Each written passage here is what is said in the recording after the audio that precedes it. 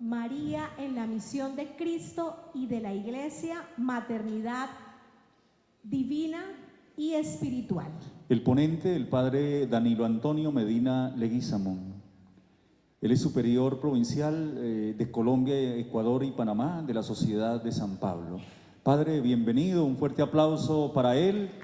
Y vamos entonces a abrir ese espacio del iluminar en el camino de nuestro Congreso. Bienvenido, Padre.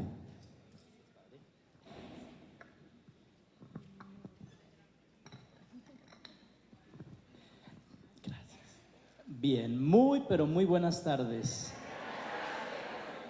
No les pregunto si me ven, pero con que me escuchen quedo contento. Y obviamente una primera premisa creo que es evidente. Jamás estaré a la altura de mi antecesor, el Padre Francisco, Monseñor Francisco, así que desde ya les pido mil disculpas. Un agradecimiento también muy especial a Monseñor Ismael y a todo el equipo, la comisión preparatoria del Congreso. De verdad que para mí fue una pero muy grata oportunidad de venir a encontrarme con personas tan maravillosas como ustedes, a los sacerdotes de la arquidiócesis. Algunos ya los había visto por allí en otras circunstancias, pero qué bueno volver a encontrar tan buenos amigos. Pero bueno, no tanto cepillo y a lo que vinimos, ¿cierto? María en la misión de Cristo y de la Iglesia, maternidad divina y espiritual. Sí conviene tener algunas premisas claras antes de adentrarnos en el tema que nos ha correspondido. Una primera premisa fundamental es que en nuestra Iglesia Católica todo lo que digamos de la importancia y de la grandeza de María Santísima necesariamente nos conduce a Jesucristo, a su Hijo. Y decir esto no significa degradar ni menospreciar la figura de la Virgen María, todo lo contrario. Ella misma así lo sugiere y lo recomienda desde cuando en el primer signo revelador de la gloria de su Hijo dejó como consigna su imperativo, su orden: hagan lo que Él les diga. Y ahí ya empiezan algunos textos a resonar porque, como ya se ha mencionado, en esta parte de la iluminación, fundamentalmente nos vamos a dejar guiar por la palabra de Dios, las Sagradas Escrituras. Ese va a ser el telón de fondo. Y ojalá que eso nos logre entusiasmar, porque de lo contrario a mí me toca la hora más difícil, la lucha contra el demonio meridiano, que yo creo que es el mismo Morfeo, que viene por ahí a hacerles entrar en la tentación de la lochita, decían hace un ratico. Bueno, entonces ese primer texto bíblico del capítulo 2, pero ahora por supuesto veremos ya con más detenimiento en un recorrido un poquito organizado el material bíblico del que disponemos para iluminar nuestro proyecto. Otra importantísima premisa es que hablar del rol que desempeñó María en la misión de su divino Hijo y de la Iglesia nos impone la necesidad de plantear primero su lugar y su función en el contexto más amplio de toda la historia de la salvación. Y es casi que, diríamos, lo que vamos a hacer.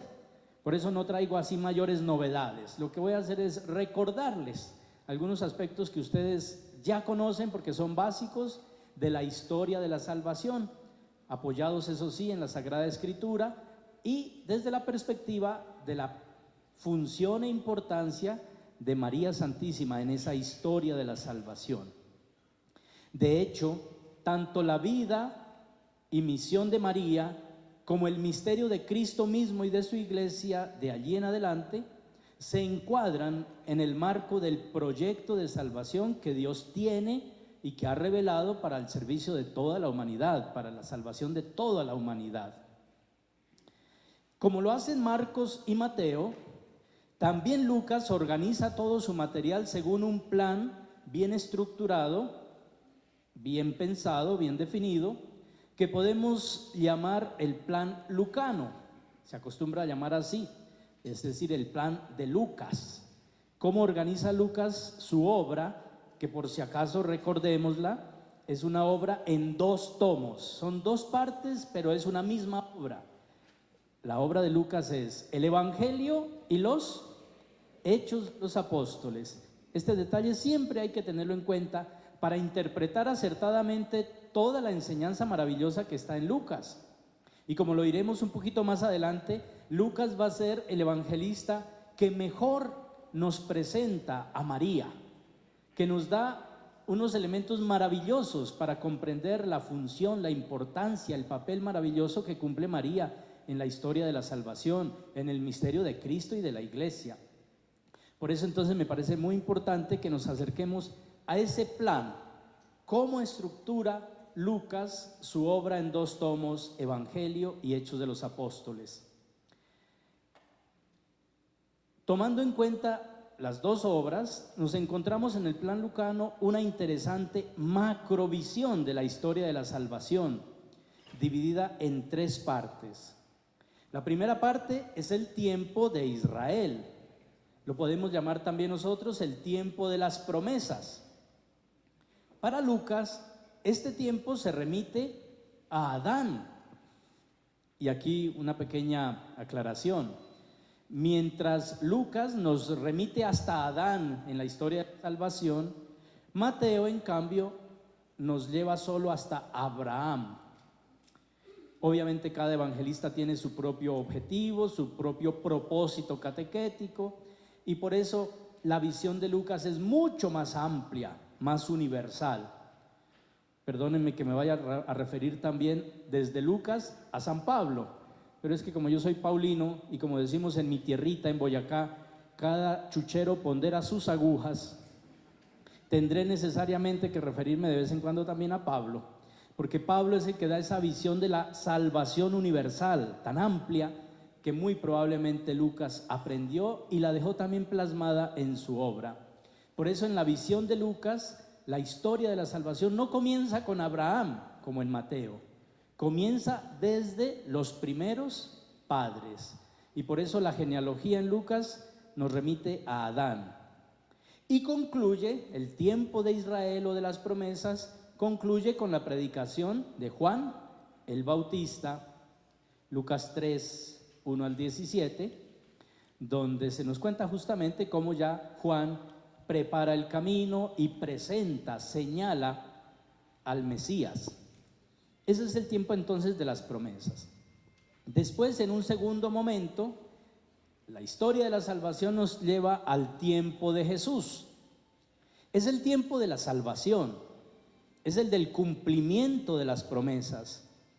Jesús aparece al centro de la historia para darle su sentido salvífico.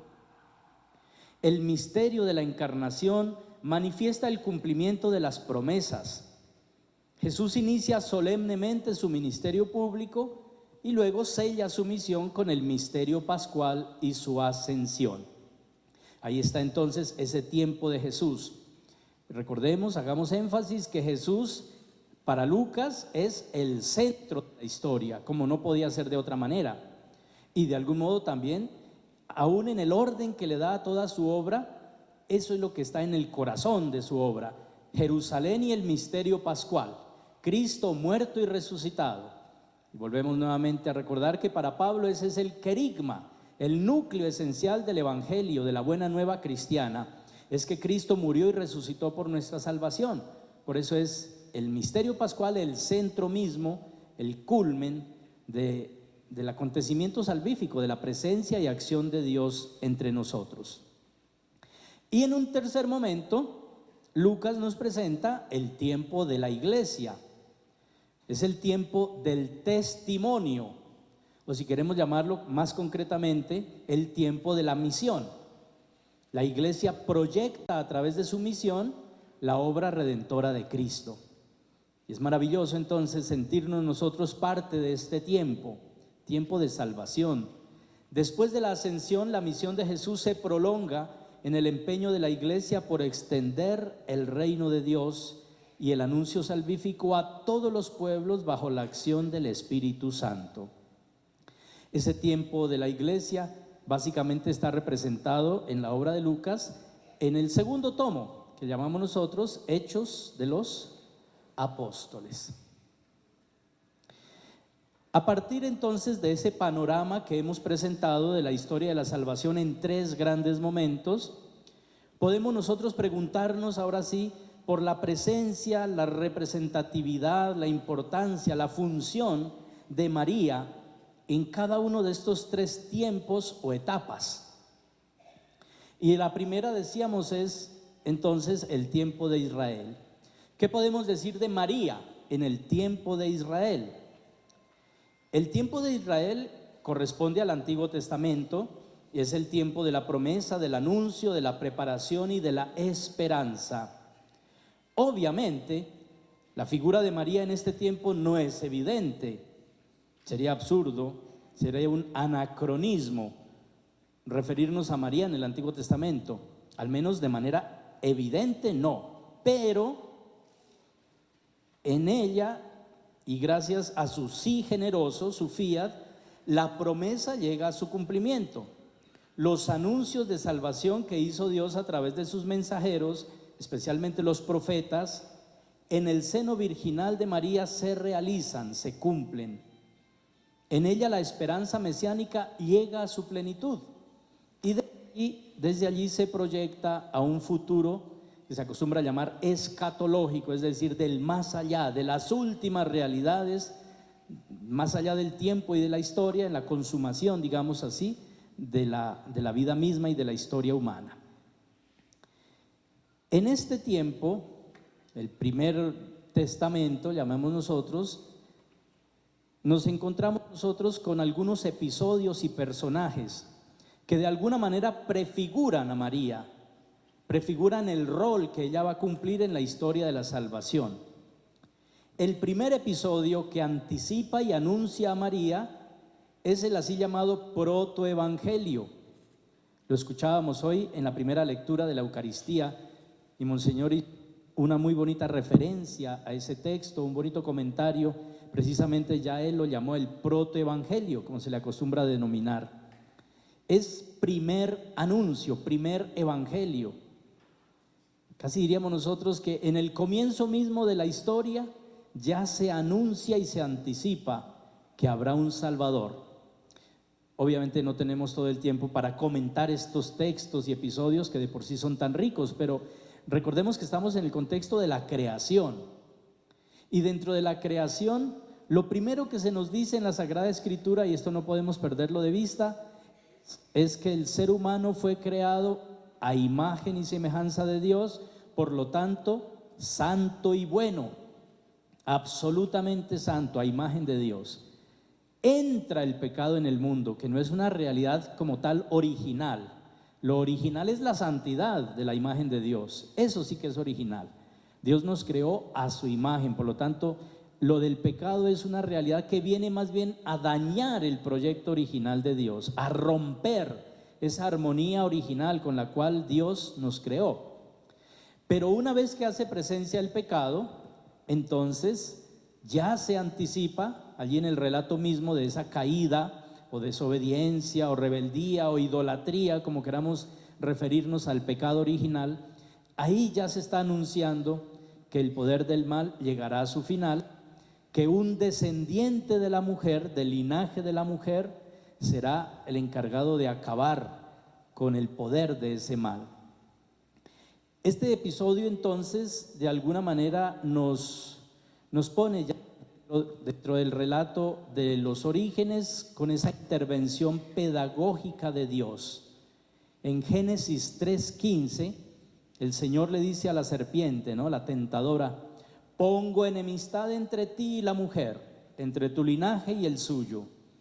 Él, el linaje de la mujer, te aplastará la cabeza mientras tú pretendas herir el cañal.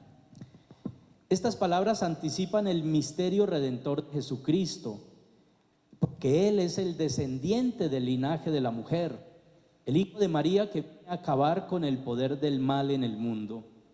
Ahí entonces ya encontramos, creo que voy a pedir cambio de micrófono porque está por aquí tomándonos del pelo. Voy a saber si los despierta. A ver.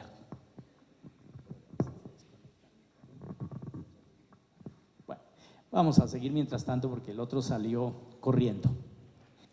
Digo, el otro micrófono, ¿no? Bien, entonces, ese es un primer elemento. Aquí está. Sí, sonido. Bien, ese es un primer elemento entonces que nosotros encontramos en el primer testamento, en el tiempo de la promesa, en el tiempo de Israel.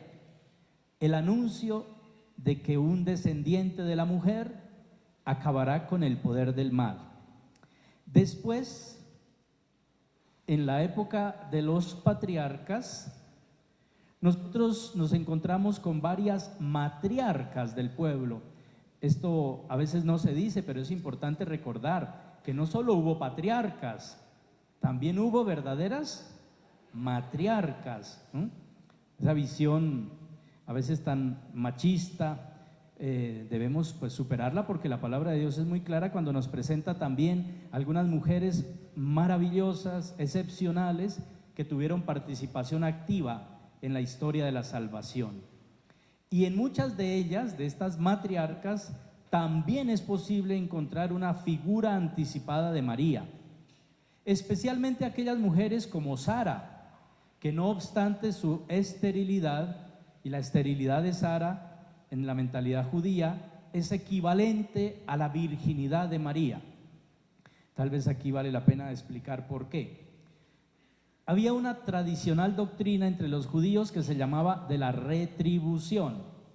Según esa enseñanza, Dios, si es justo, y como sí lo es, pues tendría que actuar de la siguiente manera según esa mentalidad. Para ser justo tenía que premiar a los buenos y castigar a los malos. ¿Cómo premiaba a los buenos? Con riquezas, sobre todo tierra, con muchos hijos, que era el modo de trascender en la historia, con salud y larga vida. Esos eran los signos concretos de la bendición del Señor. Pero por supuesto lo contrario era la maldición. Entonces, quien fuera pobre, quien no tuviera hijos, y por eso digo que la virginidad de María equivale a la esterilidad de Sara y de las otras mujeres del Antiguo Testamento, que fueron, diríamos así, estériles, en las que Dios actuó para generar vida, era considerado en esa perspectiva una maldición. Ser pobre, no tener hijos, la enfermedad, y la peor maldición era la muerte prematura, una muerte a temprana edad. Esa era una doctrina bastante lógica, pero terriblemente equivocada, porque la realidad empezó a mostrar que no siempre las personas buenas prosperan y están bien y les va bien en todo, como tampoco no siempre los malvados son castigados. A veces pasa lo contrario, las personas buenas sufren y los malvados prosperan. Entonces la realidad puso en entredicho la veracidad de esa tradicional doctrina de la retribución. Esto en la Biblia, por ejemplo, está planteado en el libro de Job, que les recomiendo leerlo, pero no solo la historieta del Job que lo pierde todo y luego lo recupera todo, sino el contenido del libro, que tiene unas reflexiones, unos cuestionamientos, unas quejas maravillosas. Bueno, entonces ya explicamos por qué la esterilidad de Sara se equipara a la virginidad de María, porque quien no tenía hijos en el contexto de la mentalidad judía, según esa doctrina tradicional que por ese tiempo todavía funcionaba, que después se demostró que no era así, de la retribución, eran entonces signo de maldición, el no tener hijos. Esa esterilidad permite, como en Sara decíamos, que Dios actúe generando la vida y garantizando la formación del pueblo de la alianza. Ahí tenemos todos esos relatos de Génesis 17, sobre todo los versículos 15 al 16, donde se menciona a Sara y su papel en la historia de la salvación al ser la madre del hijo de la promesa. También es similar al caso de Rebeca, la esposa de Isaac. De ella igualmente se dice que era muy bella y virgen, ningún varón la había tocado. Eso es lo que dice el capítulo 24 del Génesis, versículo 16. Ahí encontramos entonces algunas mujeres de entre las matriarcas que anticipan lo que vamos luego a considerar en María. De la época del Éxodo sobresale la figura de otra María, o llamada también Miriam, la hermana de Moisés, que prefigura a la madre de Jesús, no solo por su nombre, pues lleva el mismo nombre de María, sino porque de ella se dice que era profetisa y que participó en las manifestaciones de fiesta y de celebración por la victoria de Dios en la gesta liberadora. Cuando decimos gesta liberadora nos estamos refiriendo a la liberación de Egipto, de la esclavitud, ¿no?, en el Éxodo. Como 12 siglos después lo hará María Santísima con su cántico, el cántico Magnífica de María, que también se proclamaba hoy en el Salmo responsorial y en el Evangelio. Ese cántico es una especie de poema a la gesta liberadora de Dios, permanente en la historia.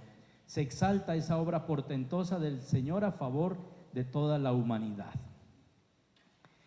En el tiempo de los jueces, y vamos siguiendo un poquito la línea de la historia de la salvación, recuerden que es lo que nos está guiando. En el tiempo de los jueces, que es la época posterior a la caminata por el desierto, a la peregrinación del pueblo después de salir de la esclavitud de Egipto, ¿no?, cuando Dios los lleva a través del desierto, hace alianza con ellos en el Sinaí, continúan y llegando a Moab, a la planicie de Moab, al frente de Canaán, allí acontece, diríamos así, la renovación de la alianza. El libro del Deuteronomio nos ubica allí, y luego sí, con Josué, sucesor de Moisés, atraviesan el Jordán y empieza esa época nueva de reconquista de la tierra. Esa es la época de los jueces. En esa época nos encontramos con Débora. Débora es, además de juez, también líder del pueblo, y es llamada además profetisa. Ahí está Jueces 4, y luego en el capítulo 5 se reporta el cántico de Débora.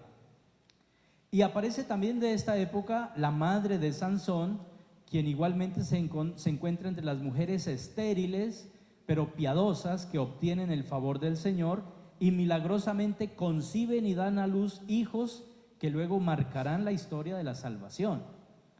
En Sansón y en los jueces en general se anticipa la obra redentora de Cristo.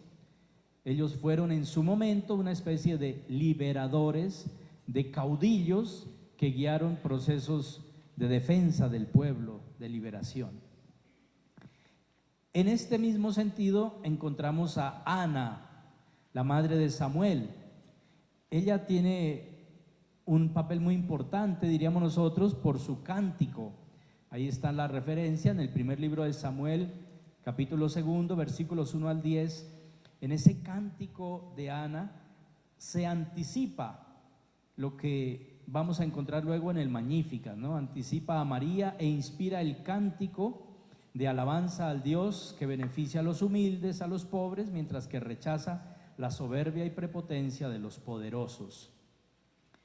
En el pequeño bloque de la literatura narrativa, se acostumbra a llamar así, la literatura narrativa o las novelas bíblicas, también llamadas, que básicamente son cuatro, ¿recuerdan? 3 tienen protagonista femenina. A ver, ¿cuáles son? Ruth, Esther,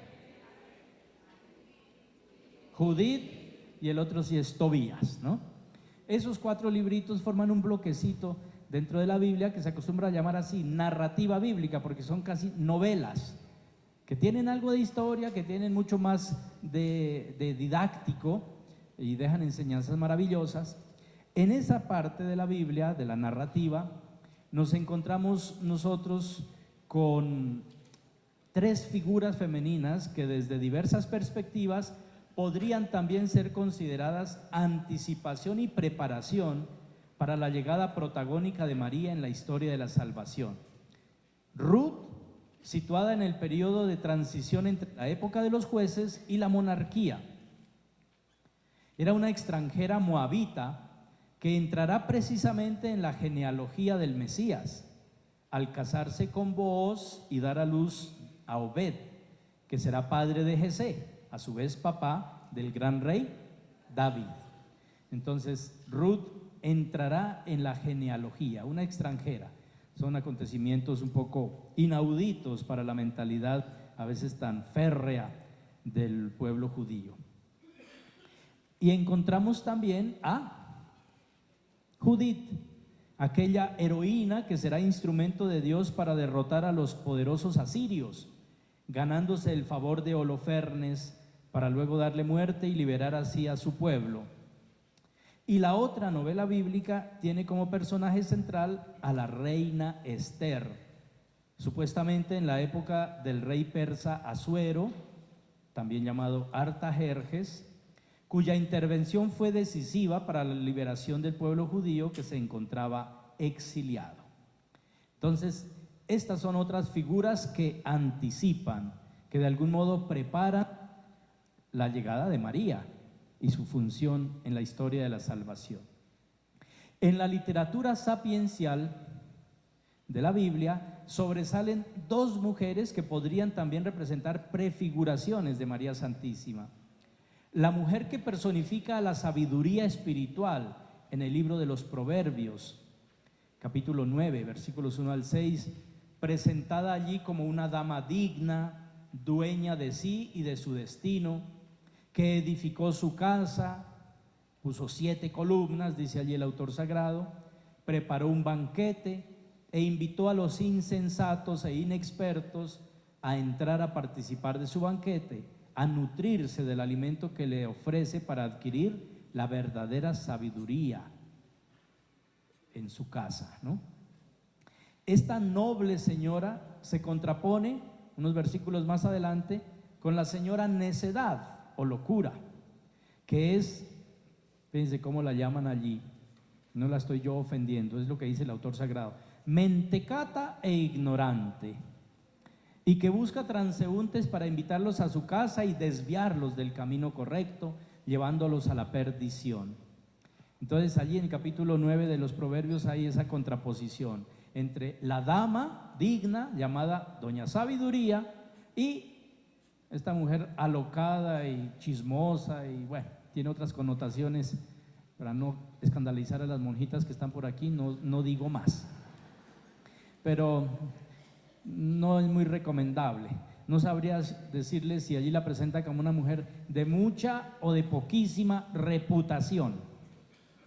Eso lo dejo a criterio de ustedes.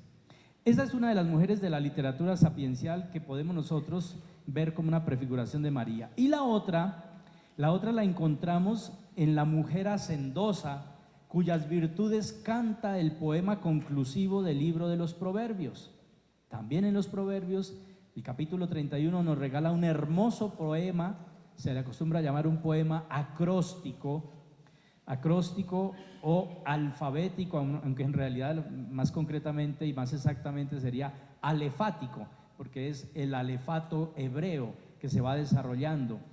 Cada una de las 22 letras que forman el alefato, que es el equivalente al alfabeto hebreo, inicia uno de los versos de ese poema. Es precioso.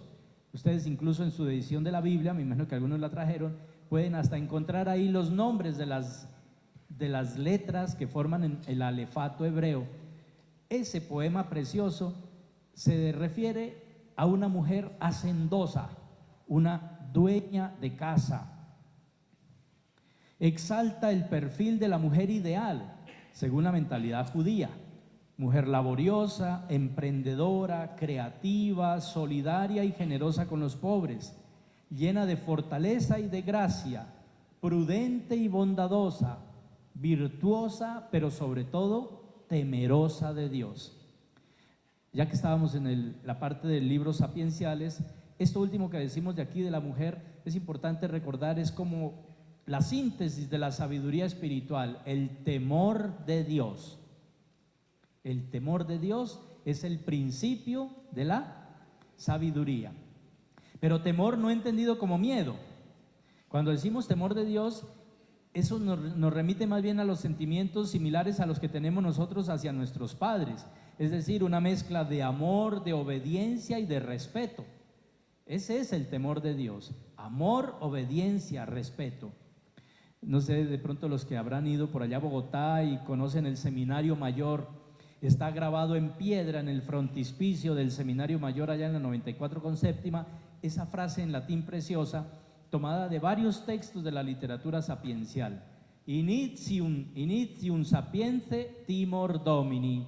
El comienzo de la sabiduría es el temor del Señor. Por si acaso una pequeña anécdota, que no le pase a los seminaristas, uno que está por ahí escondidito. Lo que le pasaba en estas épocas cuando yo estudié por allá, a algunos que les daba miedo y vergüenza decir que eran seminaristas, entonces los compañeros, amigos de infancia les preguntaban dónde estudiaban y ellos decían en la Timor Domini. No decían que en el Seminario Mayor, sino en la Timor Domini, para que pensaran que tal vez era alguna universidad un poco por allá del extranjero, quién sabe. Entonces, Timor Domini, temor del Señor, amor, obediencia y respeto. Bueno, esto es lo que podemos nosotros decir, como digo, casi que atrevidamente, porque obviamente la presencia de María en el tiempo de Israel no es evidente. Casi que podríamos decir, salvando un poco las proporciones, lo que los padres de la iglesia decían de Jesús, que en el Antiguo Testamento estaba latente y en el Nuevo está patente. Ya habían escuchado, ¿no? Jesús estaba latente en el Antiguo, patente en el Nuevo. De alguna manera, como digo, salvando las proporciones, lo decimos también de María. Está como latente en esas figuras que hemos evidenciado de la historia de la salvación. Desde Eva y su linaje o descendencia que va a acabar con el poder del mal en el protoevangelio, pasando por las matriarcas, siguiendo con algunas mujeres muy especiales de armas tomar de la historia de Israel o exaltadas en la literatura sapiencial. Eso entonces María en el tiempo ¿de quién? De Israel, de la promesa. Pero vayamos al tiempo de la realización. María en el tiempo, en la misión de Cristo. El tiempo y la misión de Cristo en la historia de la salvación se inauguran con la presencia de María, quien junto con Juan Bautista representan de modo particular el puente entre Antiguo y Nuevo Testamento. En el seno virginal de María, la antigua alianza encuentra su cumplimiento y plenitud. Ella, con aquel hágase en mí según tu palabra, abre paso a quien viene a ser el Dios con nosotros, el que sellará con su vida y con su sangre la nueva y definitiva, la eterna alianza entre Dios y la humanidad. Por eso es que María encinta, María embarazada, es el más grande signo de esperanza, pues representa la fidelidad de Dios que cumple todas sus promesas de salvación.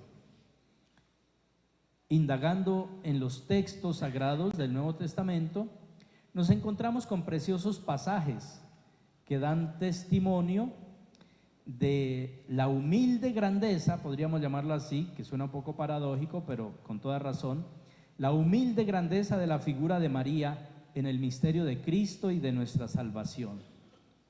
Así como lo hicimos en el Antiguo Testamento, vamos a seguir también un poquito el orden en el Nuevo Testamento para evidenciar la presencia de María. En el Evangelio de Mateo,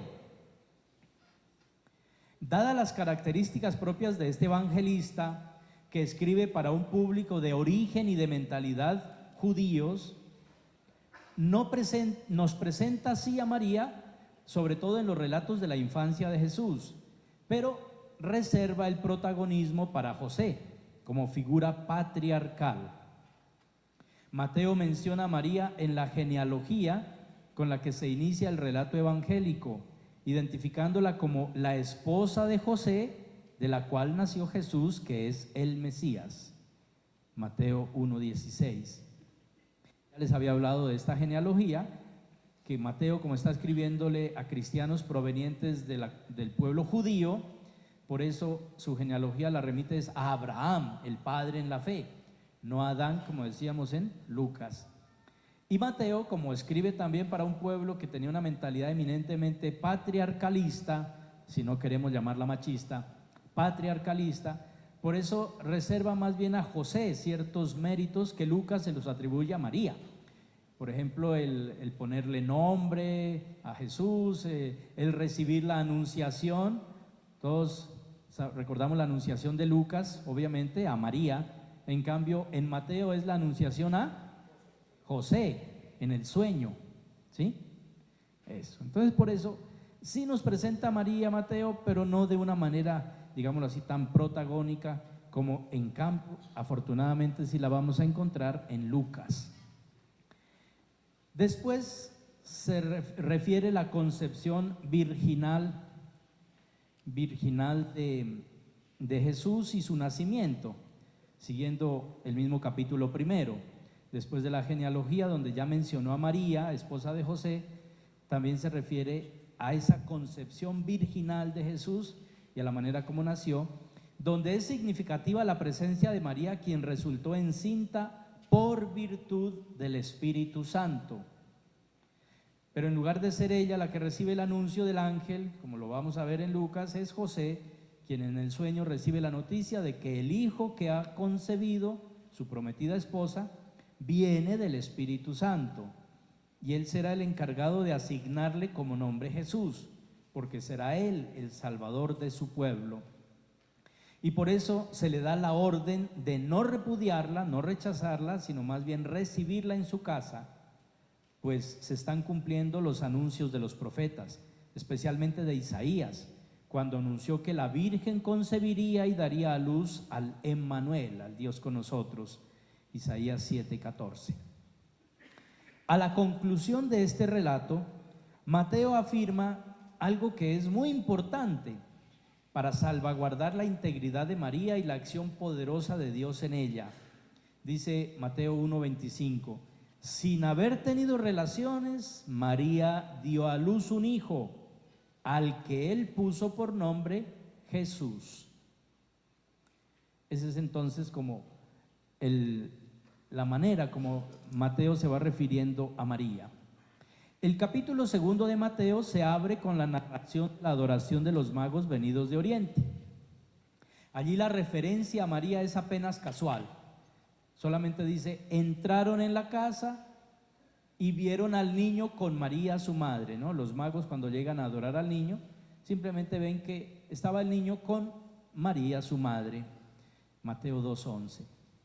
Los relatos de la infancia en Mateo concluyen con el episodio de la huida a Egipto y la matanza de los inocentes, donde la mención de María es indirecta, bajo el título de la madre del niño, apenas así la menciona. El ángel del Señor ordena a José tomar al niño y a su madre y huir a Egipto para salvarles la vida de la persecución de Herodes, y él obedece. Y después, tras la muerte del malvado rey, recibirá una nueva orden para que tome al niño y a su madre y regresen a la tierra de Israel. Mateo 2:20. De aquí en adelante, en Mateo prácticamente desaparece María de la escena, excepto cuando en el capítulo 3, versículo 55, se constatará el rechazo de Jesús en Nazaret, precisamente porque pensaban conocerlo y saber de dónde venía. Allí lo identifican como hijo de María. Cuando dicen, no es María su madre, apenas una referencia así acerca de la identidad de Jesús. Y esto es todo básicamente lo que podemos nosotros rastrear de la presencia de María en el evangelista Mateo. Avanzando, nos encontramos con que se fue la luz. ¿Qué pasó?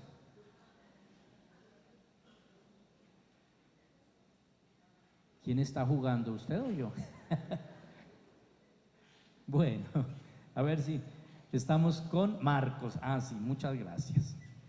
Entonces, Marcos inicia su relato evangélico directamente con la predicación de Juan el Bautista. Esto es importante para ir recordando temas de Biblia que ustedes ya saben, pero que buena oportunidad para hacerlo también ahora desde la perspectiva de María. El evangelista Marcos, distinto a Lucas y Mateo, no menciona nada de la infancia de Jesús. De hecho, Juan tampoco. más bien comienza directamente con la obra, la predicación de Juan el Bautista. Por eso, al carecer de relatos de la infancia, prácticamente no menciona a María, excepto en 2 relatos. El primero en el capítulo 3, versículos 31 al 35, donde se refiere a ella solo como la madre que llega con otros parientes a buscarlo y le avisan a Jesús que estaban fuera buscándolo.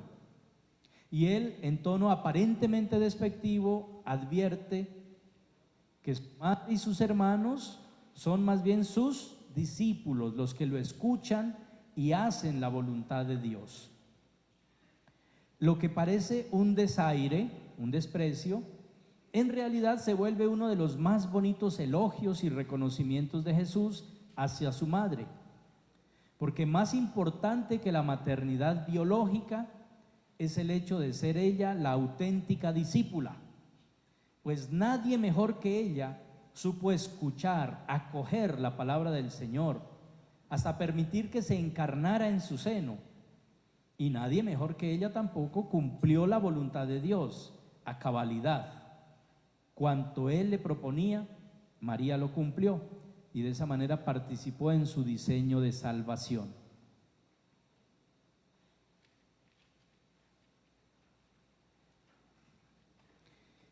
En Marcos, el otro relato que también nos presenta muy fugazmente a María es el rechazo de Jesús en su pueblo de crianza, en Nazaret, ya mencionado en Mateo y que equivale también a Lucas en aquella proclamación de la palabra en la sinagoga de Nazaret. En ese contexto se desprecia a Jesús en su propia tierra, en su propio pueblo de crianza, porque lo reconocen como el carpintero, el hijo de María, no más. De manera que en Marcos la presencia de María se reduce solamente a 2 breves referencias. Pero aún así es muy importante porque aunque parece ser un desprecio en labios de Jesús, en realidad nos da una clave muy importante y hay que hacerle eco a esta clave. La grandeza de María no está tanto en ser madre biológica del Mesías. Sí, ese es un mérito, pero tiene más mérito aún el ser la perfecta discípula, porque es la que acoge la palabra y la cumple. Y esa es la misión y la vida cristiana. Ahí está el modelo de vida cristiana en María. Ella acoge la palabra tanto que se encarna en su seno y luego la da, la entrega al mundo y la hace vida. Y llegamos a Lucas. Y aquí sí, gracias a Dios vamos a tener bastante que decir, porque Lucas es el evangelista de María. Es más, algunos autores piensan que hubo mucha cercanía entre Lucas y María, y no sería del todo imposible pensarlo, que Lucas además es un personaje muy importante que une varias figuras, como por ejemplo la de Pablo, ¿no? Lucas fue discípulo, compañero de Pablo, que pudo haber estado también en compañía de María, sobre todo en Éfeso, y por allí cerca estaba también el evangelista Juan. Bueno, hay unos contactos muy interesantes entre estos personajes. Lo cierto es que Lucas, para la función y la importancia de María en la misión de Cristo y de la Iglesia, es el que más argumentos y elementos nos ofrece. Los 2 tomos de la obra de Lucas, Evangelio y Hechos, contienen los más abundantes y significativos textos neotestamentarios en los cuales María es presentada como personaje central en la vida y actividad mesiánica de su Hijo Jesús y en los primeros pasos en la fe de la iglesia naciente. No podemos obviamente ser exhaustivos en el comentario de cada una de las menciones y referencias que hay de María en Lucas, pero sí podemos evidenciar su protagonismo en aras de consolidar la fe de los creyentes, según la finalidad catequética expresamente mencionada por Lucas en el prólogo de su Evangelio. Esto también es digno de un pequeño énfasis. Lucas, cuando escribe su obra, dice que pretende ayudar a dar solidez a la fe de Teófilo. Ya sabemos que Teófilo es un destinatario, digamos, no sabemos si real o simbólico, pero que igualmente es válido interpretarlo como verdadero destinatario de la obra, de toda su obra. Y nos digo que no sabemos si es real o imaginario porque Teófilo pudo haber sido una especie de patrocinador de la obra de Lucas. ¿En qué sentido? En ese tiempo hacer libros no era tan fácil y no estaban los paulinos para ofrecernos con sus imprentas y editoriales la palabra de Dios. Tocaba transcribirla en pergamino, y el pergamino ustedes saben qué era, ¿no? La piel de oveja o de cordero. Entonces era muy caro hacer un libro, era muy caro, muy costoso. Por eso sí era cierto, había ciertos patrocinadores, padrinos, digamos, que financiaban la escritura de un libro. Entonces probablemente Teófilo fue este señor que financió la obra de Lucas. Pero otros autores dicen que no, que tal vez es un recurso más bien simbólico, porque Teófilo significa literalmente amigo de Dios. Entonces sería un recurso catequético también de Lucas para que todo el que se considere amigo de Dios se sienta destinatario de su obra. Pero indistintamente de eso, la finalidad que allí da el evangelista es muy interesante. Quiere darle, perdónenme la palabra griega, asfaleia, se dice en griego. Asfaleia puede traducirse como solidez, consistencia, estabilidad, profundidad. Eso es lo que quiere dar Lucas en su obra a la fe de Teófilo, o sea, de todos sus destinatarios, de los cristianos en general. Y en esa perspectiva también nosotros podemos leer la figura de María. O sea que María también nos ayuda a darle solidez a nuestra fe cristiana, por supuesto. Bien, el Evangelio de Lucas pone en escena a María muy tempranamente. Desde los relatos de anuncio, encarnación, nacimiento e infancia de Jesús.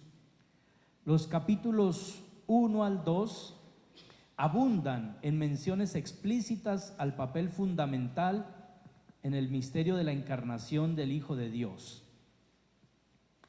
Seguir las huellas de María, tal como nos la presenta Lucas, se convierte en un verdadero itinerario de fe y de discipulado cristiano. Ella, invocada como llena de gracia, acoge con generosidad y plena libertad la propuesta que Dios a través del arcángel Gabriel le hace para participar activamente en la realización del diseño salvífico. Permite que en su seno y por la acción del Espíritu Santo, acción poderosa del Espíritu, tome carne humana el Hijo del Padre Eterno, definiéndose a sí misma como la esclava del Señor, dispuesta a permitir que se cumpliera la palabra de Dios en ella.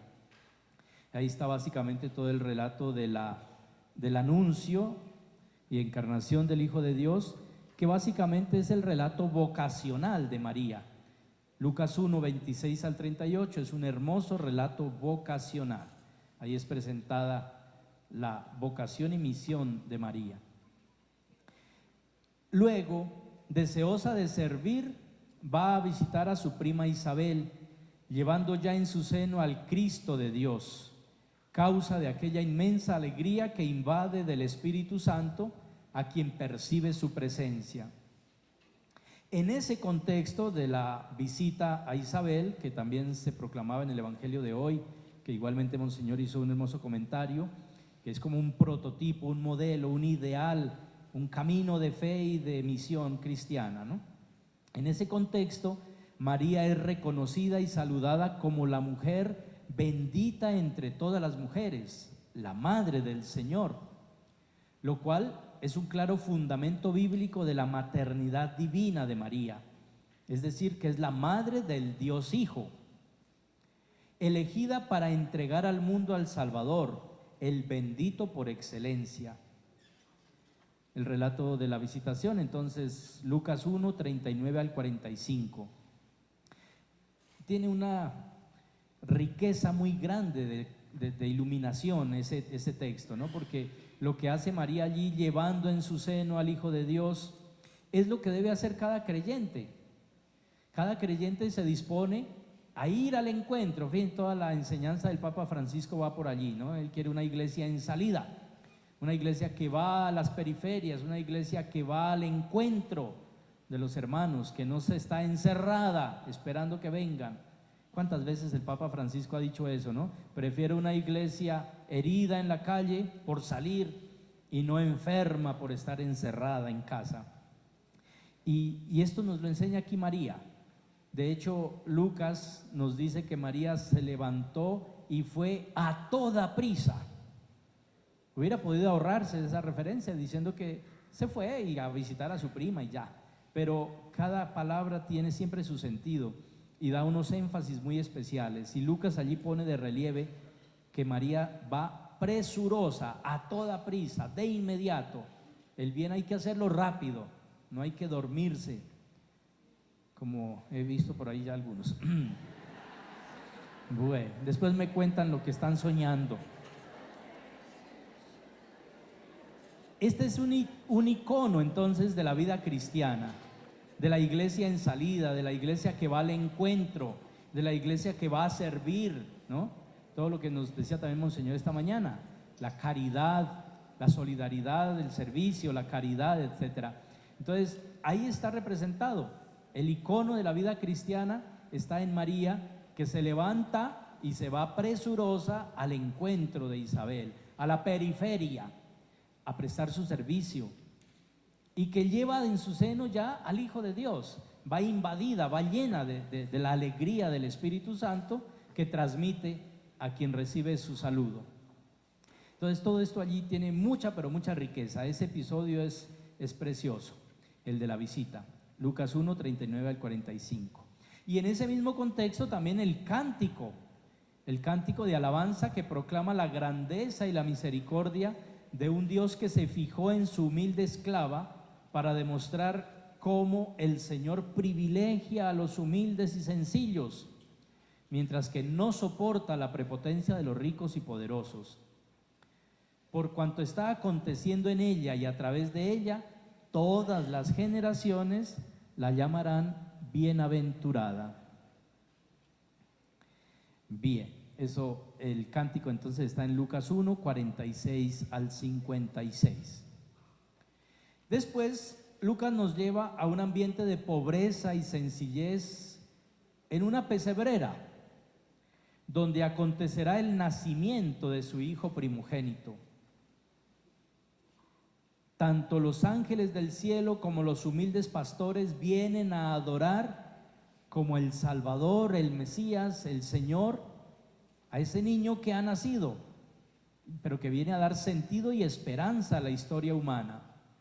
Está el capítulo 2, los versículos 1 al 21, en ese contexto de la Navidad, de la adoración de los pastores y de los ángeles también que cantan el gloria a Dios, ¿no? Su natividad hace realidad el programa de vida cantado por los ángeles. Gloria a Dios en el cielo y paz en la tierra a los hombres que Él ama. Lucas 2:14. Este acontecimiento hace brotar la alabanza y glorificación de Dios por parte de la humanidad entera, representada allí por los pastores. En esta circunstancia se advierte una actitud de María que señala un desafío permanente para la vida de los creyentes de todos los tiempos. Y es lo que nos dice Lucas 2:19. María, por su parte, guardaba todas estas cosas, meditándolas en su corazón. Esa es una hermosa referencia a esa actitud orante, meditativa, respecto de la palabra, respecto de la historia misma, de todos los acontecimientos, de los signos de los tiempos, todo convertirlo en objeto de meditación, todo llevarlo al corazón. Es la actitud de María. A continuación, los relatos de la infancia en Lucas nos presentan el episodio de la presentación del niño Jesús en el templo de Jerusalén, en cumplimiento de la ley judía que así lo prescribía. Estamos en Lucas 2, 22 al 40. Las intervenciones de los piadosos ancianos Simeón y Ana en esa circunstancia de la presentación en el templo, por una parte son un reconocimiento de la identidad mesiánica y divina de aquel niño, pero por otra parte representan para María un doloroso anuncio del sufrimiento que tendrá que afrontar cuando vea a su hijo soportando el rechazo, las afrentas, la injusta condena a muerte y la más humillante de todas las muertes, aquella en la crucifixión, la de la crucifixión. Todo este drama del misterio pascual será la espada de dolor que atravesará efectivamente el corazón maternal de María. Es lo que se le anuncia en el capítulo 2, versículo 35. Cerrando el ciclo de los relatos de la infancia, Lucas nos narra la acostumbrada pérdida y hallazgo, así lo llaman, pérdida y hallazgo del niño Jesús en Jerusalén a la edad de 12 años. Lucas 2, 41 al 52. Se trata de un momento particularmente significativo, pues aparece el jovencito Jesús como un excelente discípulo. Esto, aquí me perdonan que vaya a hacer también un pequeño paréntesis, pero es que me parece muy importante porque nosotros tal vez influenciados por las pinturas de este relato, las imágenes que se hacen, nos hemos imaginado algo diverso a lo que nos dice el evangelista. Nosotros nos imaginamos que cuando el niño se pierde y los padres van a buscarlo y lo encuentran finalmente en el templo, él estaba, nos lo imaginamos nosotros así, de pie enseñándoles a los doctores de la ley. Así nos lo imaginamos. Pero curiosamente lo que nos dice el evangelista no es eso. Usa 3 verbos para referirse a la actitud de Jesús, el niño Jesús, bueno, ya un jovencito. A esa edad es que ya prácticamente se llega casi a una mayoría de edad en el ambiente judío, los 12 años. Pero lo que se nos dice allí es que cuando llegan María y José, él estaba sentado, escuchando y haciendo preguntas. Por lo tanto, no está haciendo las veces de maestro, lo es, sí, es el maestro por excelencia y siempre lo será, pero en ese momento que está haciendo su proceso también humano de toma de conciencia de su realidad mesiánica, ahí está haciendo las veces del perfecto discípulo. El discípulo es el que está sentado a los pies del maestro, es el que escucha y hace preguntas. Esto para que corrijamos un poquito esa imaginación que a veces nos lleva a mostrar un niño Jesús como maestro excepcional dándole clases a los maestros de la ley. No, está aprendiendo. Eso sí, dice Lucas allí, sus preguntas eran muy inteligentes y quedaban todos muy admirados de que sus preguntas eran muy inteligentes. Pero significativamente los verbos nos indican es a un discípulo que está sentado, que escucha y que hace preguntas muy inteligentes. La dureza de la respuesta de Jesús a María cuando ella le reclama por haberles causado esa preocupación, ¿no? ¿Por qué me buscaban? ¿No sabían que yo debo ocuparme en los asuntos de mi Padre? Parece compensar la afirmación con que a renglón seguido nos ofrece el evangelista cuando dice que Jesús fue con ellos a Nazaret y les estaba sumiso. O sea, se puso, digamos, en obediencia respecto de sus padres. Aunque María en este momento todavía no comprendía bien lo que significaba todo esto, es muy elocuente su actitud. Ya había sido expresada anteriormente por Lucas, ya lo decíamos en el capítulo 2, versículo 19, pero aquí en la conclusión de estos relatos, capítulo 2, versículo 51, se vuelve a decir algo maravilloso. Su madre guardaba todas estas cosas en su corazón. Vean qué interesante manifestación de actitud de fe en María. Es guardar todo en el corazón, es llevar y hacer objeto de meditación todo cuanto acontece, pero especialmente la palabra de Dios, por supuesto. Después de estos episodios, prácticamente desaparece de la escena María, pero ha tenido una gran presencia, eso sí. Solo se menciona de manera indirecta como la madre de Jesús cuando viene con algunos parientes a buscarlo, y al avisarle a Jesús, él aprovecha la oportunidad para precisar que mi madre y mis hermanos son los que escuchan la palabra de Dios y la cumplen, que como ya lo hemos dicho antes, puede ser interpretado muy positivamente como un verdadero elogio a María, como la perfecta discípula de su divino Hijo. Después tendremos que volver a Lucas, pero ya en su segundo tomo de los Hechos de los Apóstoles, donde aparecerá María nuevamente con un rol de particular significación, ya en tiempos de la iglesia naciente. Pero del Evangelio cerramos aquí porque ya no la volvemos a encontrar. En el Evangelio de Juan, si bien los textos del Evangelio de Juan relacionados con María son más bien escasos, la importancia que tienen es bastante notoria. Destacamos los 2 episodios joáneos del Evangelio de Juan, donde aparece María, ni siquiera mencionada con nombre propio, sino como su madre, pero eso sí, desempeñando funciones protagónicas. Y esos 2 episodios son las bodas de Caná y junto a la cruz de Jesús en el relato de su pasión y crucifixión. En las bodas de Caná, el evangelista aclara que la primera invitada a la fiesta era la madre de Jesús. Yo personalmente, cuando se le presencio los matrimonios, acostumbro recomendar ese evangelio para esa ceremonia. Insisto siempre en eso, porque es lo que dice el evangelista Juan, que Jesús también fue invitado.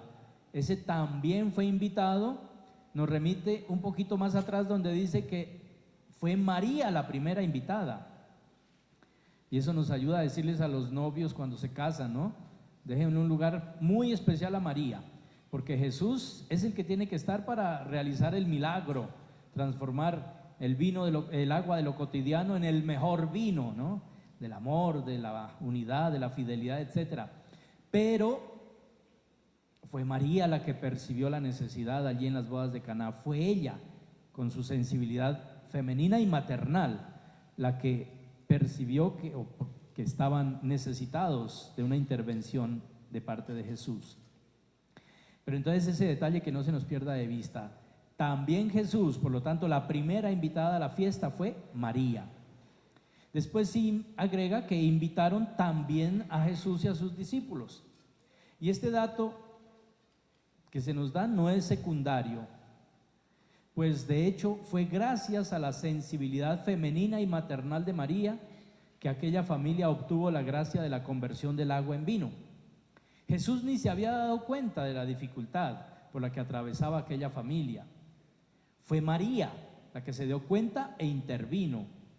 Y aunque la primera respuesta de Jesús puede sonar bastante displicente en relación con su madre, cuando le dice: ¿a ti y a mí qué, mujer? Como quien dice, no nos metamos, esto no es cosa nuestra. Todavía no ha llegado mi hora. Allí se evidencia la fe de María y su solicitud maternal, así como su confianza plena en el poder y la misericordia de su Hijo, como de hecho queda demostrado con su invitación a los sirvientes: hagan lo que Él les diga. La intervención de María provoca que su Hijo e Hijo de Dios adelante su hora mesiánica, empezando a realizar los signos que manifestarán su gloria y provocarán la fe de los discípulos. A la conclusión de esta narración, Juan nos dice que después de esto, Jesús fue con su madre, sus hermanos y sus discípulos a Cafarnaúm. Entonces, este capítulo 2 de Juan es muy interesante para evidenciar la figura de María. Y luego, en los relatos de la pasión, volvemos a encontrar a María, esta vez para recibir de Jesús a los pies de la cruz al discípulo amado como hijo, y para ser confiada por él a los cuidados filiales de aquel mismo discípulo, el discípulo amado.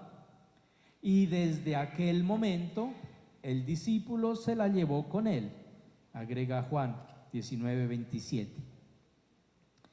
Con toda razón, este episodio ha sido interpretado en la Iglesia como fundamento bíblico de la maternidad espiritual de María respecto de todos los creyentes. O sea, no solo es madre de Dios, del Dios Hijo, es también madre de la Iglesia, es madre de los creyentes, la maternidad divina y espiritual de la que se hablaba también.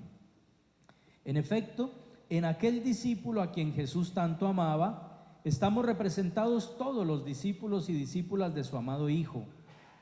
Junto a la cruz, el Señor nos confió como madre a su propia madre. Desde entonces, ella es madre de la Iglesia. Ella nos acogió como hijos y nosotros la recibimos como madre. Bueno, y con esto entonces cerramos un poquito el ciclo de la segunda etapa, el tiempo de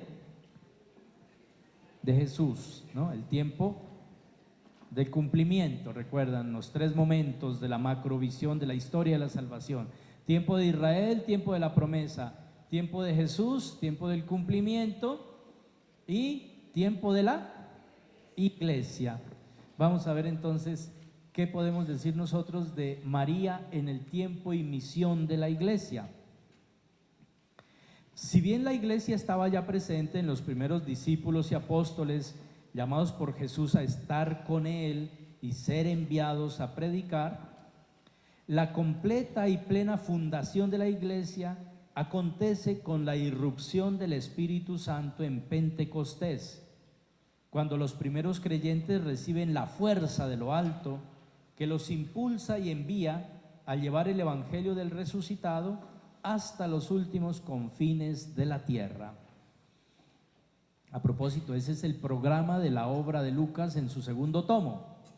El programa es: recibirán la fuerza de lo alto para que sean mis testigos, comenzando por Jerusalén y toda Judea y Samaria y hasta los confines del mundo, de la tierra.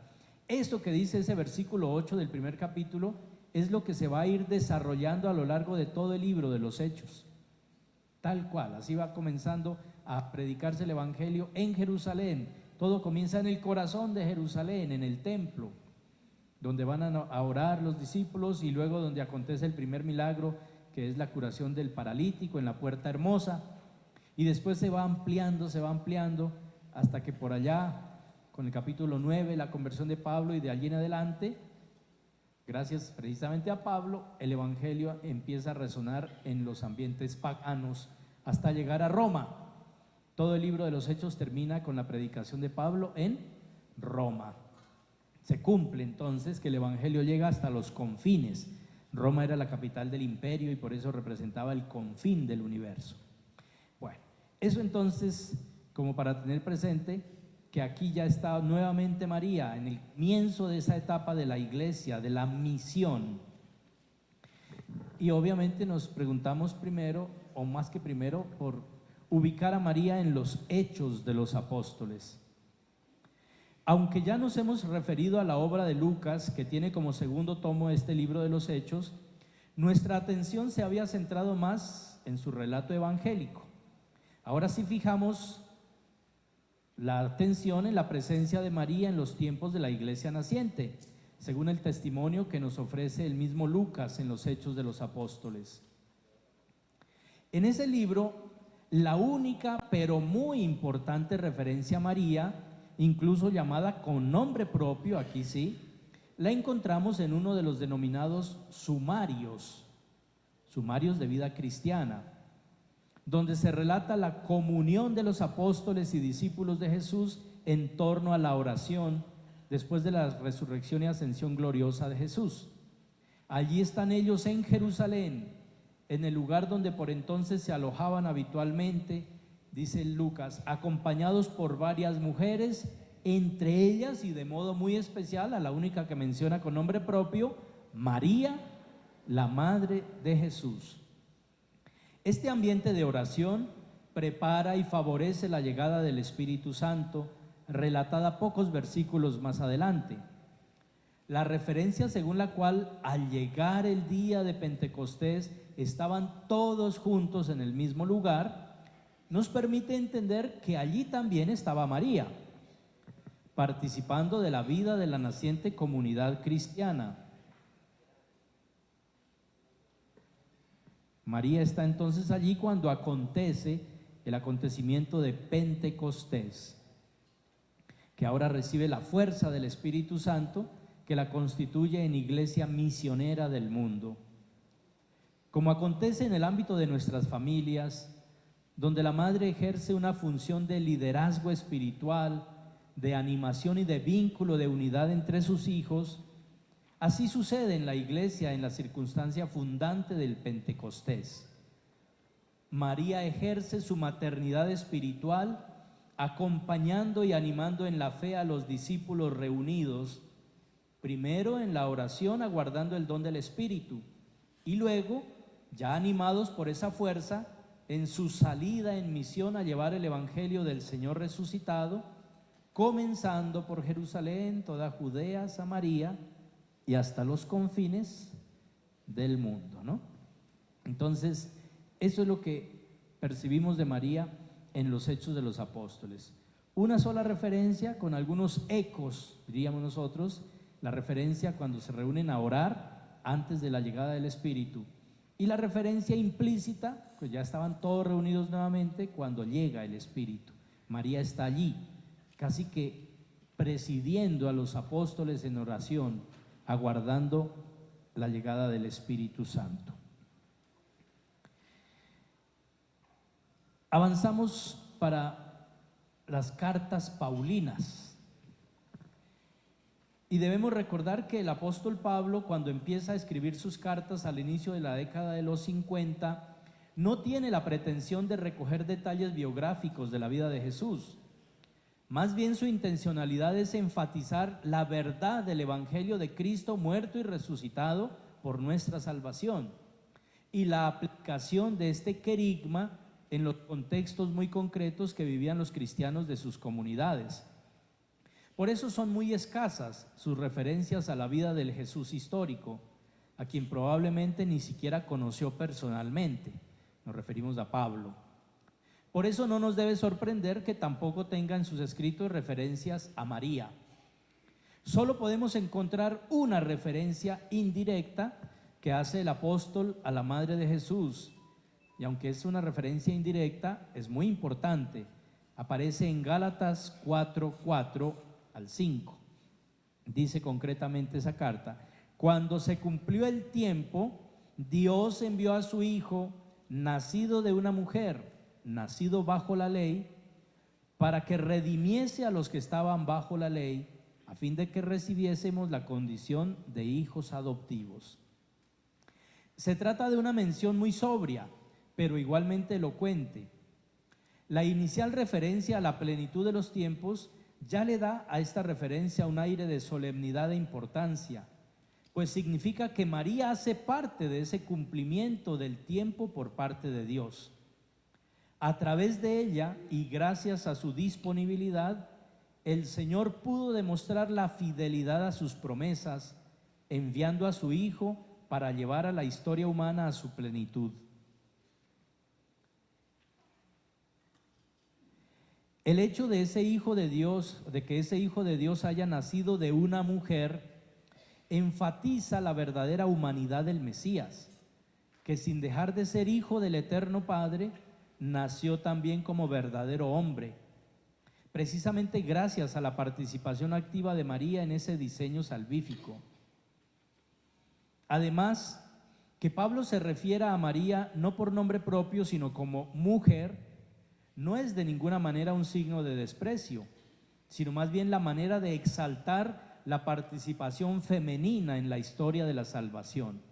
O sea, casi diríamos que en María están representadas todas las mujeres que a lo largo de los tiempos han entrado e intervenido positivamente en esa dinámica de la acción salvífica de Dios a favor nuestro. Además, en María, considerada como mujer, está representada la humanidad entera, porque en aquella mujer toda la raza humana prestaba su colaboración para que se colmara la esperanza de salvación con el envío del Mesías de Dios, según las promesas divinas que ahora se cumplían con la encarnación y nacimiento de aquel Salvador, el Hijo de Dios. Y la conclusión de la cita, al especificar la misión redentora de Cristo que hace posible que los seres humanos, mediante la fe, lleguemos a ser hijos adoptivos de Dios, nos permite reconocer nuevamente la maternidad divina de María, pues al ser hijos adoptivos en el Hijo unigénito de Dios, se afirma simultáneamente el hecho de que todos somos hermanos y por lo tanto todos hijos adoptivos de Dios y todos también hijos espirituales de la Madre del Hijo de Dios, María Santísima. Bien, y nuestro recorrido concluye con el Apocalipsis. En los otros libros del Nuevo Testamento no aparece. Las cartas llamadas católicas no encontramos así referencias, por eso damos el salto al Apocalipsis. El recorrido por las Sagradas Escrituras concluye con el libro del Apocalipsis, que en clave cristiana proyecta la historia humana a un futuro de esperanza y de vida eterna. En el contexto de ese mensaje de consolación y esperanza que representa este libro, no podemos decir que se mencione explícitamente a la Virgen María. Sin embargo, en el capítulo 12 de este libro del Apocalipsis encontramos una imagen, la mujer y el dragón, que aunque puede ser interpretada desde diversas perspectivas, consiente también una interpretación mariana. En el lenguaje simbólico propio de este género literario, el autor sagrado refiere una gran señal que apareció en el cielo y que concretamente es una mujer vestida del sol, con la luna bajo sus pies y una corona de 2 estrellas en la cabeza. Estaba encinta, pero padeciendo ya los dolores de parto, pues se encontraba próxima a dar a luz. Las fuerzas del cielo se movilizan a favor de la mujer y de la criatura cuando nace, para que el dragón no les hiciera daño alguno. El dragón es derrotado, pero intenta aún perseguir a la mujer, a la cual se le dan 2 alas para volar al desierto y encontrar allí la protección divina. Quienes de pronto han ido al Ecuador, en Quito, hay una imagen, un monumento muy bonito. Todos creen que es el arcángel Gabriel. No, es la Virgen del Apocalipsis, el Panecillo se llama el sitio para los que conocen allá, ¿no? Es preciosa, es la imagen que representa precisamente a la mujer alada del Apocalipsis, ¿no? La mujer María, la del Apocalipsis, diríamos nosotros. Es verdad que una posible interpretación ve en el niño que está naciendo a la iglesia cristiana, y el dragón obviamente representaría al imperio romano que pretendía acabar con los cristianos, persiguiéndolos y dándoles muerte. Sin embargo, si se interpreta esa visión desde el misterio de Cristo, Él sería el niño que nace, destinado a regir todas las naciones con una vara de hierro, que aunque fue injustamente perseguido por las autoridades judías y romanas, finalmente fue arrebatado hacia Dios y a su trono, como dice el Apocalipsis. Y María sería aquella mujer rodeada de gloria que da a luz al Mesías y que es protegida por Dios y por los ejércitos celestiales para evitar que el mal, simbolizado en el dragón, le causara algún daño. Esta imagen apocalíptica, todavía no. Esta imagen apocalíptica de María se corresponde muy bien con el primer anuncio de salvación. Por eso, al concluir, volvemos a donde comenzamos. ¿Se acuerdan? El protoevangelio. La mujer del Apocalipsis se corresponde a este episodio del Apocalipsis, al protoevangelio en el anuncio del Génesis, donde se advierte que un descendiente de la mujer acabará de manera definitiva con el poder del mal. Ella aplastará tu cabeza mientras tú pretenderás herir su talón. De esta manera se preanuncia como motivo de esperanza que María estará presente cuando en los tiempos finales o escatológicos Jesús, en su regreso, lleve a feliz término la derrota del poder del mal para siempre. Y deseo concluir con unas preciosas e inspiradoras palabras de la más reciente carta apostólica, motu proprio, del Papa Francisco, promulgada apenas hace 2 semanas, el 30 de septiembre, acerca de la importancia de la palabra de Dios en la vida de la Iglesia y como fundamento y motivación de su decisión de proponer la celebración del Domingo de la Palabra de Dios en la Iglesia para el tercer domingo del tiempo ordinario. Refiriéndose a María Santísima, allí el Papa Francisco dice lo siguiente: en el camino de la escucha de la palabra de Dios nos acompaña María, la Madre del Señor, reconocida como bienaventurada porque creyó en el cumplimiento de lo que el Señor le había dicho. La bienaventuranza de María precede a todas las bienaventuranzas pronunciadas por Jesús para los pobres, los afligidos, los mansos, los pacificadores y los perseguidos, porque es la condición necesaria para cualquier otra bienaventuranza. Ningún pobre es bienaventurado porque es pobre. Lo será si, como María, cree en el cumplimiento de la palabra de Dios. Lo recuerda un gran discípulo y maestro de la Sagrada Escritura, San Agustín. Una cita de Agustín que dice: entre la multitud ciertas personas dijeron admiradas: feliz el vientre que te llevó. Y él: más bien felices quienes oyen y custodian la palabra de Dios. Esto equivale a decir: también mi madre, a quien habéis calificado de feliz, es feliz precisamente porque custodia la palabra de Dios.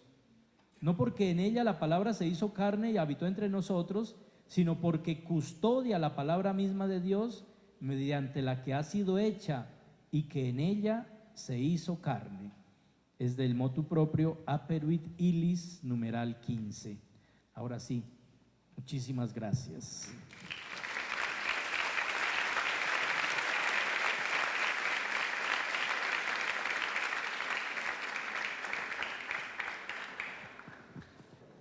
Muchas gracias al Padre Danilo. Para seguir con la dinámica de nuestro congreso, el Padre Miguel Ángel nos va a plantear las preguntas que los participantes han enviado vía WhatsApp. Bueno, Padre, muchas gracias por su orientación y por esa bella síntesis de toda esta enseñanza bíblica acerca de la Virgen María. Continuando con una de sus enseñanzas, por ahí un profesor en el seminario también decía que el comienzo de la sabiduría era la duda. Pregunten, porque si no, no podemos avanzar. Las preguntas, 2 preguntas muy sencillas podemos rescatar de todos los aportes que enviaron. Es, desde esa perspectiva bíblica, ¿cómo nos ayuda hoy María a encontrarnos con Cristo? Esa es la primera pregunta. Bueno, yo creo que es muy buena pregunta, pero la respuesta hay que buscarla nuevamente en los textos sagrados, o sea, recorriendo sobre todo algunos eventos. Yo les mencionaba especialmente el de la visita de María a Isabel.